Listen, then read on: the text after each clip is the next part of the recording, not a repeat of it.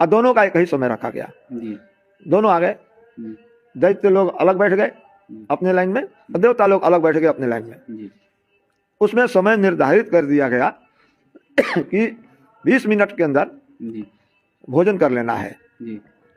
और एक शर्त होगी, जी। सबके हाथ में लकड़ी बांधी जाएगी, जी। यहाँ से यहाँ तक और यहाँ से यहाँ तक जी। लकड़ी एक होगी, जी। जिससे ये हाथ न मुड़ने पाए। जी। इन्हीं शर्तों पर देवता और दैत्यों का भोजन होगा। स्वीकार कर लिया लोगों ने। जी। पूछा गया पहले कौन भोजन करेगा? जी। तो दैत्य लोग बोले हम करेंगे, पहले हम करेंगे। अच्छा ठीक है। ब्रह्मा जी ने अपने लोगों से लकड़ी बंधवा दिया दोनों हाथ में और सबके सामने पत्तल और भोजन रखा गया, लड्डू आदि रखाया और घंटी बज गई, शुरू करिए, 20 मिनट में खा लेना है।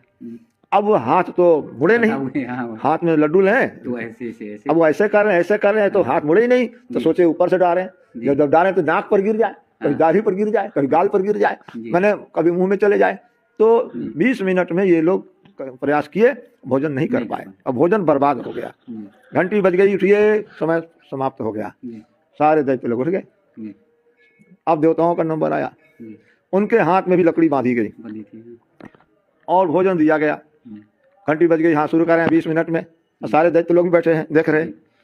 सो अब देवता लोगों ने सोचा कि तो भोजन मुंह में जाएगा ही नहीं, तो ये लड्डू उठाए, बगल वाला को मुंह में दे दिया। अच्छा। इधर से लड्डू उठाया, उनके मुंह में दे दिया, उनको खिला दिया, उनको खिला दिया, उनको खिला दिया, सभी कोई खा लिए। 20 मिनट में पत्तल साफ हो गया, एक भी कण बर्बाद नहीं हुआ। और समय जब पूरा हो गया, उसके 1 मिनट पहले ही देवता लोग उठ गए, क्या भोजन हो गया। अब फिर बैठक हुआ, पूछा गया, ब्रह्मा जी ने पूछा दैत्यों को, देखा जो शर्त तुम्हारे साथ वही शर्त देवताओं के साथ, जो समय तुम्हारे साथ वही समय उनके साथ, लेकिन तुम सभी भूखे रह गए, बर्बाद हो गया, और सारे देवता लोग भरपेट पा लिए, एक भी बर्बाद नहीं हुआ। तो कारण क्या है?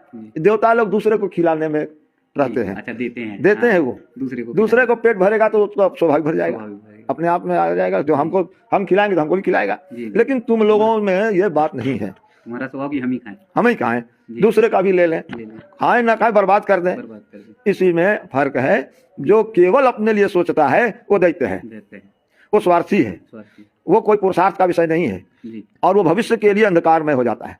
उसका भविष्य स्वयं अंधकार में हो जाता है। जो केवल अपने लिए करता है और जो दूसरे को देता है, जो दूसरे को सोचता है, दूसरे का भाव रखता है, सबकी सद्भावना रखता है, शुभकामना करता है, वही देवता है। मानव रूप में उसी की पूजा होती है और वही विशेष रूप में माना जाता है।